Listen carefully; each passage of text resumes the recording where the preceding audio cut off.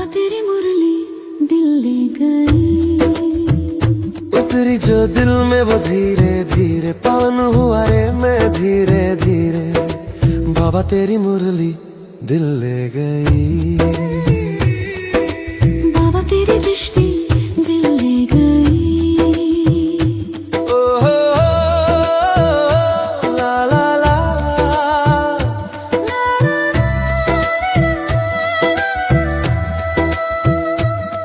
बाबा तुझसे मिलकर ये जाना है, होता क्यों दिल ये दीवाना है। तय कर लिया तुम्हें पाना है, क्या प्यार है ये दिखाना है। 26 जनवरी 2026 सुनते हैं आज की साकार मुरली। प्रातः मुरली ओम शांति बाप दादा मधुवन। आज प्यारे मीठे बाबा बोले, मीठे बच्चे, तुमने आधा कल्प जिसकी भक्ति की है वही बाप तुम्हें पढ़ा रहे हैं। कौन पढ़ा रहे हैं? वही बाप। कौन? जिसकी तुमने द्वापर युग से भक्ति की है। इस पढ़ाई से ही तुम देवी देवता बनते हो। बाबा कहते बच्चे, ये जो पढ़ाई जो बाप पढ़ा रहे हैं इससे ही तुम क्या बनते हो? भविष्य के देवी और देवता। योग प्रश्न है, योग बल के लिफ्ट की कमाल क्या है? योग बल के लिफ्ट की कमाल क्या है? उत्तर है, तुम बच्चे योग बल की लिफ्ट से सेकंड में ऊपर चढ़ जाते हो, अर्थात सेकंड में जीवन मुक्ति का वर्षा तुम्हें मिल जाता है। तुम जानते हो सीढ़ी उतरने में 5000 वर्ष लगे और चढ़ते हैं 1 सेकंड में। यही है योग बल की कमाल। बाप की याद से सब पाप कट जाते हैं, आत्मा सतो प्रधान बन जाती है। अच्छा, सुनते हैं मुरली को विस्तार से। ओम शांति ओम शांति। रूहानी बाप रूहानी बच्चों को बैठ समझाते हैं। रूहानी बाप की महिमा तो बच्चों को सुनाई है। वह ज्ञान का सागर, सत्य चित्त आनंद स्वरूप है, शांति का सागर है। उनको सब बेहद की सिफतें दी जाती हैं। अब बाप है ज्ञान का सागर, और इस समय जो भी मनुष्य हैं सब जानते हैं हम भक्ति के सागर हैं। भक्ति में जो सबसे तीखा होता है उनको मान मिलता है।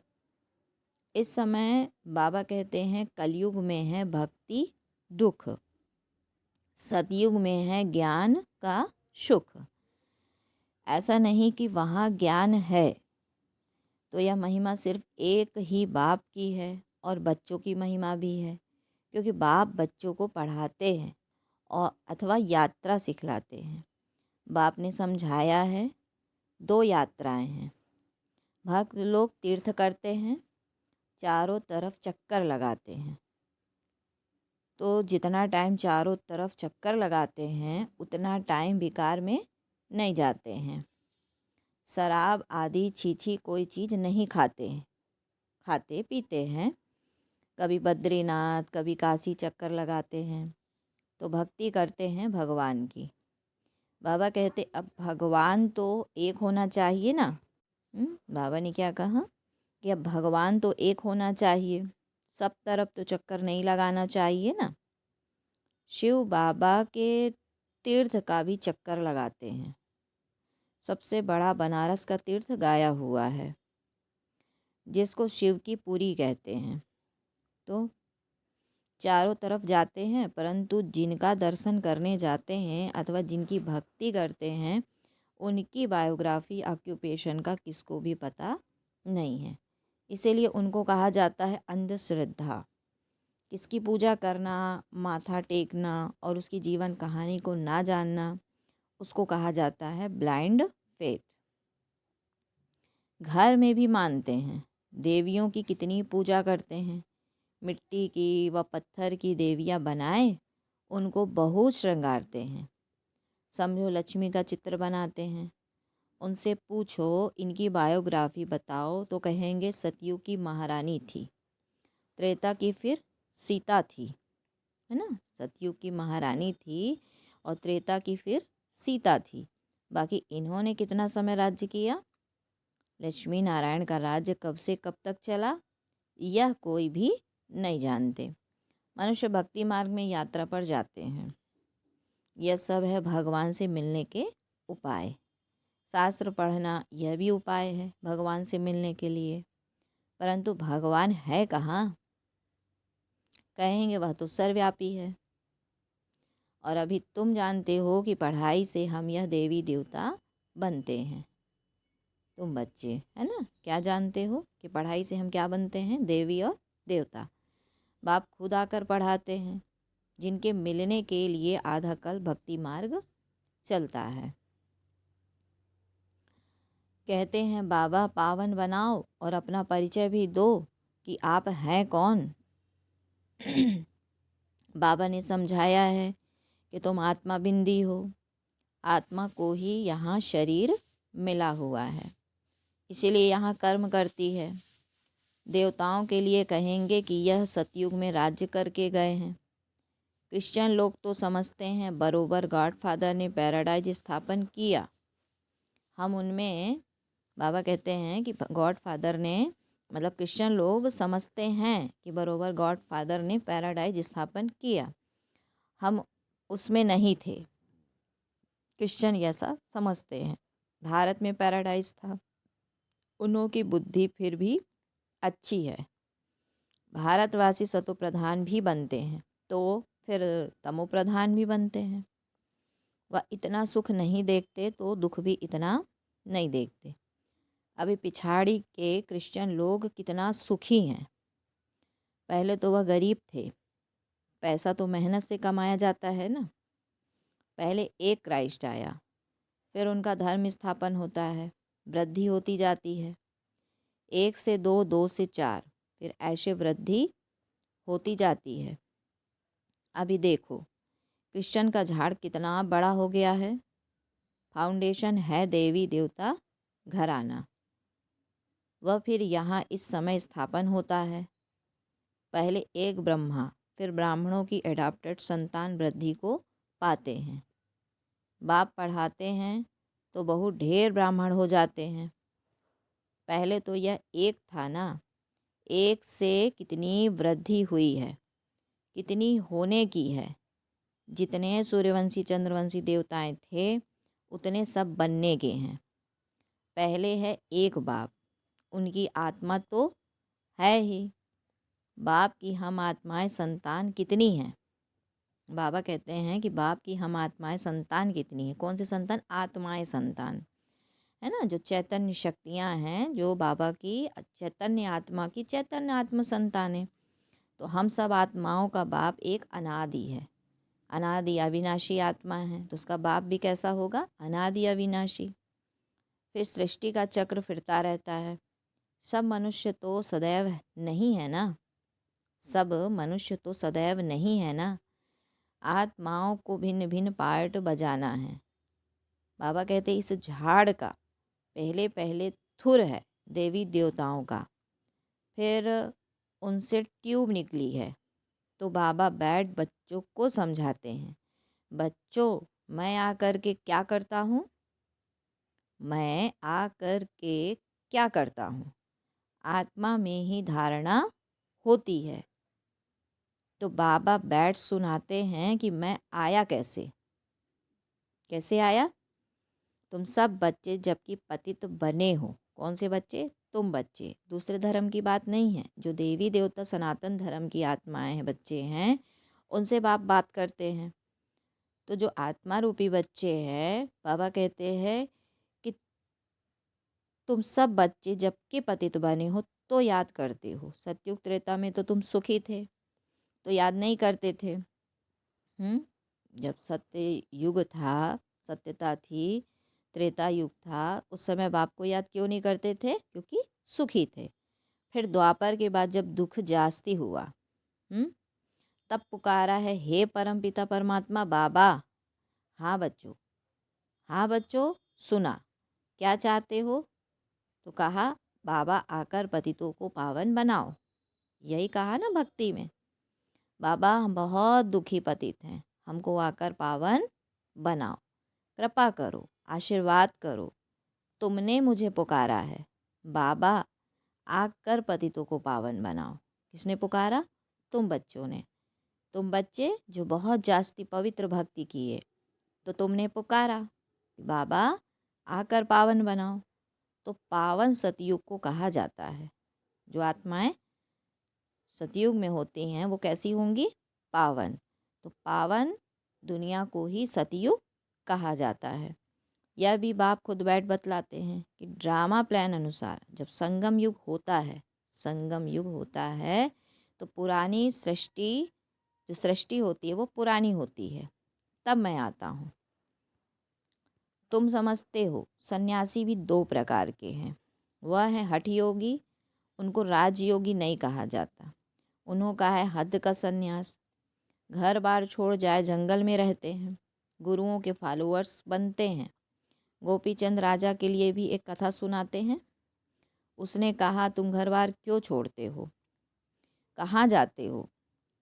शास्त्रों में बहुत कुछ कहानियाँ हैं, और अभी तुम बीके राजाओं को भी जाकर ज्ञान और योग सिखलाते हो। हाँ, जो बाबा के बच्चे हैं, ब्राह्मण बच्चे, वो क्या करते हैं? राजाओं को भी जाकर ज्ञान और योग सिखलाते हैं। कौन से राजा? इस कलयुग के जो राजा है ना, राजा महाराजा, उनके पास जाकर तुम ज्ञान सुनाते हो। एक अष्टापा गीता भी है जिसमें दिखाते हैं कि राजा को वैराग गाया, बोला हमको कोई परमात्मा से मिलाए, डिंडोरा पिटवाया। वह यही समय है। हाँ, एक राजा है, उसको वैराग आ गया तो बोला हमको कोई परमात्मा से मिलाए, तो डिंडोरा पिटवाया। यह वही समय है। तुम जाकर राजाओं को ज्ञान देते हो ना, बाप से मिलाने के लिए। जैसे तुम मिले हो तो औरों को भी मिलाने की कोशिश करते हो। तुम जानते हो, तुम कहते हो कि हम तुमको स्वर्ग का मालिक बनाएंगे, मुक्ति जीवन मुक्ति देंगे। फिर उनको बोलो शिव बाबा को याद करो और कोई को नहीं। तुम्हारे पास भी शुरू में बैठे बैठे एक दो को देखते ध्यान में चले जाते थे ना, बड़ा वंडर लगता था। बाप था ना इसमें, तो यह चमत्कार दिखाते थे। सबकी रस्सी खींच लेते थे ना। क्या कहते बाबा? कि सबकी रस्सी खींच लेते थे। बाप दादा इकट्ठे हो गए ना, कब्रिस्तान बनाते थे, सब बाप की याद में सो जाओ, सब ध्यान में चले जाते थे। सब शिव बाबा की चतुराई थी। इसको फिर कई जादू समझने लगे। यह था शिव बाबा का खेल। बाप जादूगर, सौदागर, रत्नागर है ना, धोबी भी है, सोनार भी है, वकील भी है, सबको रावण की जेल से छुड़ाते हैं। उनको ही सब बुलाते हैं, हे पतित पावन, हे दूर देश के रहने वाले, हमको आकर पावन बनाओ। आओ भी पतित दुनिया में, पतित शरीर में आकर हमको पावन बनाओ। अभी तुम उनको भी, उनका अर्थ भी समझते हो। बाबा क्या कहते हैं कि अभी तुम बच्चे उनका अर्थ भी समझते हो। बाप आकर बतलाते हैं कि तुम बच्चों ने रावण के देश में हमको बुलाया है। मैं तो परम धाम में बैठा था, स्वर्ग स्थापन करने के लिए मुझे नरक रावण के देश में बुलाया कि अब सुखधाम में ले चलो। अभी तुम बच्चों को ले चलते हैं ना, तो यह ड्रामा है।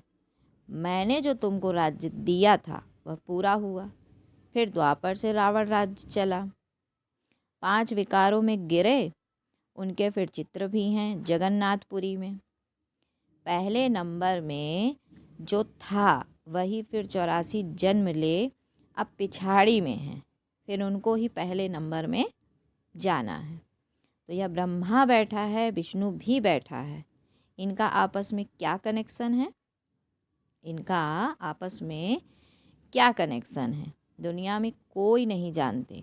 ब्रह्मा सरस्वती भी असल में सतयुग के मालिक लक्ष्मी नारायण थे और अभी नरक के मालिक हैं। अभी यह तपस्या कर रहे हैं यह लक्ष्मी नारायण बनने के लिए। दिलवाड़ा मंदिर में पूरा यादगार है। बाबा ने कहा दिलवाड़ा मंदिर में पूरा यादगार है। बाप भी यहाँ ही आए हैं, इसीलिए अब लिखते भी हैं। आबू सर्व तीर्थों में, सब धर्मों में तीर्थों में मुख्य तीर्थ है, क्योंकि यहाँ ही बाप आकर सब धर्मों की सद्गति करते हैं। तुम शांति धाम होकर फिर स्वर्ग में जाते हो, बाकी सब शांति धाम में चले जाते हैं। वह है जड़ यादगार। बाबा कहते यह है चैतन्य। जब तुम चैतन्य में वह बन जाएंगे तो फिर यह मंदिर आदि सब खत्म हो जाएंगे। फिर भक्ति मार्ग में यह यादगार बनाएंगे। और अभी तुम स्वर्ग की स्थापना कर रहे हो। बाबा कहते मनुष्य समझते हैं स्वर्ग ऊपर में है, और अभी तुम समझते हो कि यही भारत स्वर्ग था, अभी नर्क है। यह चक्र देखने से ही सारा ज्ञान आ जाता है। द्वापर से और धर्म आते हैं, तो अभी देखो कितने धर्म हैं। यह है आयरन एज, और अभी तुम संगम पर हो। सतयुग में जाने के लिए पुरुषार्थ करते हो। कलयुग में है सब पत्थर बुद्धि, सतयुग में है पारस बुद्धि। तुम ही पारस बुद्धि थे, तुम ही फिर पत्थर बुद्धि बने हो, फिर पारस बुद्धि बनना है। कहते हैं बाबा फिर पारस बुद्धि बनना है। अब बाप कहते हैं तुमने हमको बुलाया है तो मैं आया हूँ, और तुमको कहता हूँ काम को जीतो तो जगत जीत बनेंगे। मुख्य यह विकार ही है। सतयुग में है सब निर्विकारी, कलयुग में है विकारी। तो बाप कहते हैं बच्चे अब निर्विकारी बनो। 63 जन्म विकार में गए हो, अब यह अंतिम जन्म पवित्र बनो। अभी मरना भी सबको है। मैं स्वर्ग स्थापन करने आया हूँ, तो अब मेरी श्रीमत पर चलो। मैं जो कहूँ वह सुनो। अभी तुम पत्थर बुद्धि से पारस बुद्धि बनाने का पुरुषार्थ कर रहे हो। तुम ही पूरी सीढ़ी उतरते हो फिर चढ़ते हो। तुम जैसे जिन्न हो। जिन्न की कहानी है ना, उसने बोला काम दो, तो राजा ने कहा अच्छा सीढ़ी उतरो और चढ़ो। बहुत मनुष्य कहते हैं भगवान को क्या पड़ी थी जो सीढ़ी चढ़ाते और उतारते हैं। भगवान को क्या हुआ जो ऐसी सीढ़ी बनाई। तो बाप समझाते हैं यह अनादि खेल है। तुमने 5000 वर्ष में 84 जन्म लिए हैं, तो 5000 वर्ष तुमको नीचे उतरने में लगे हैं, फिर ऊपर में जाते हो सेकंड में। तो यह है तुम्हारे योग बल की लिफ्ट।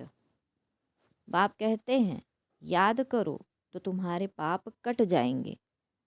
बाप आते हैं तो सेकंड में तुम ऊपर चढ़ जाते हो, फिर नीचे उतरने में 5000 वर्ष लगे हैं। कलाएं कम होती जाती हैं। चढ़ने की तो लिफ्ट है, सेकंड में जीवन मुक्ति। सतो प्रधान बनना है, फिर आहिस्ते आहिस्ते तमो प्रधान बनेंगे। 5000 वर्ष लगते हैं। अच्छा फिर तमो प्रधान से सतो प्रधान बनना है एक जन्म में। अभी जबकि मैं तुमको स्वर्ग की बादशाही देता हूँ, तो तुम पवित्र क्यों नहीं बनेंगे। परंतु कामेशु क्रोधेशु भी है ना। विकार ना मिलने से फिर स्त्री को मारते हैं, बाहर निकाल देते हैं, आग लगा देते हैं। तो अबलाओं पर कितने अत्याचार होते हैं। तो यह भी ड्रामा में नूंद है। बाबा कहते हैं यह भी ड्रामा में नूंद है। अच्छा फिर बाबा ने बच्चों को याद प्यार दिया। मीठे मीठे से कहलधे बच्चों प्रति माता पिता बाप दादा को याद प्यार और गुड मॉर्निंग। रूहानी बाप के रूहानी बच्चों को नमस्ते। हम रूहानी बच्चों की रूहानी माता पिता बाप दादा को याद प्यार गुड मॉर्निंग और नमस्ते। फिर है धारणा के लिए मुख्य सार। बाबा बोले जगत का मालिक बनने का, विश्व की बादशाही लेने के लिए मुख्य काम विकार पर जीत पानी है।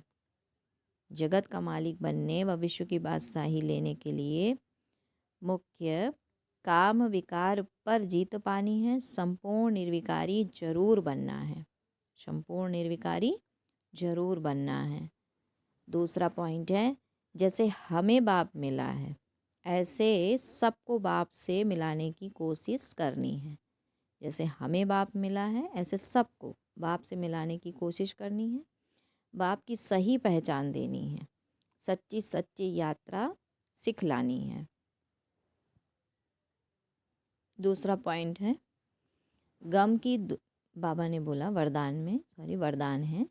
गम की दुनिया सामने होते हुए भी बेगमपुर की बादशाही का अनुभव करने वाले अष्ट शक्ति स्वरूप भव। गम की दुनिया सामने होते हुए भी बेगमपुर की बादशाही का अनुभव करने वाले अष्ट शक्ति स्वरूप भव। डिटेल है गम और बेगम की अभी ही नॉलेज है। गम और बेगम की अभी ही नॉलेज है। गम की दुनिया सामने होते भी सदा बेगमपुर के बादशाही का अनुभव करना, यही अष्ट शक्ति स्वरूप कर्मेंद्रिय जीत बच्चों की निशानी है। यही अष्ट शक्ति स्वरूप कर्मेंद्रिय जीत बच्चों की निशानी है। अभी ही बाप द्वारा सर्व शक्तियों की प्राप्ति होती है, लेकिन अगर कोई ना कोई संग दोष व कोई कर्मेंद्रियों के वशीभूत हो, अपनी शक्ति खो लेते हो, तो जो बेगमपुर का नशा व खुशी प्राप्त है वह स्वतः ही खो जाती है। बाबा कहते हैं कि जो बेगमपुर का नशा व खुशी प्राप्त है वह स्वतः ही खो जाती है। तो बेगमपुर के बादशाह भी बाबा कहते कंगाल बन जाते हैं। इसलिए बाबा ने कहा कि अपने आप को संग दोष से संभाल करनी है ना। अभी बाप द्वारा सर्वशक्ति की प्राप्ति होती है, लेकिन अगर कोई ना कोई संग दोष व कोई कर्मेंद्रियों के वशीभूत हो, अपनी शक्ति को खो लेते हो, तो जो बेगमपुर का बादशाह का नशा है वह खुशी है, वह बाबा ने कहा खो जाती है। अच्छा, स्लोगन क्या बोला कि दृढ़ता की शक्ति सदा साथ हो तो सफलता गले का हार बन जाती है। दृढ़ता की शक्ति सदा साथ हो तो सफलता गले का हार बन जाती है। अच्छा, आज का व्यक्ति सारे की पॉइंट है कि अपने संकल्पों के तूफान व कोई भी संबंध द्वारा, अपने संकल्पों के तूफान व कोई भी संबंध द्वारा, प्रकृति व समस्याओं द्वारा तूफान व विघ्न आते हैं, तो उनसे मुक्ति पाने के लिए योग युक्त युक्ति युक्त बनो। जब तक योग युक्त नहीं तब तक विघ्नों से युक्त हो। तो योग युक्त बनने के लिए मुक्ति होती है, मुक्ति जीवन मुक्ति मिलती है। इसलिए बाबा कहते बच्चे कि जब तक योग युक्त नहीं तब तक विघ्नों से युक्त हो। इसलिए विघ्न तभी समाप्त होंगे जब हम योग युक्त होंगे, वो भी युक्त युक्त। अच्छा, ओम शांति, ओम शांति। बाबा तेरी मुरली दिल ले गई, उतरी जो दिल में वो धीरे धीरे पावन हुआ रे मैं धीरे धीरे। बाबा तेरी मुरली दिल ले गई, बाबा तेरी दृष्टि दिल ले गई। ओ हो ला ला ला।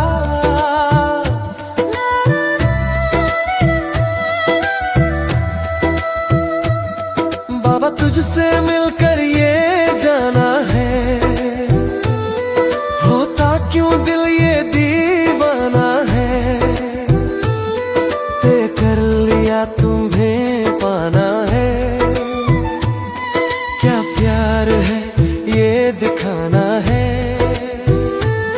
मेरे भोले बाबा, मेरे प्यारे बाबा।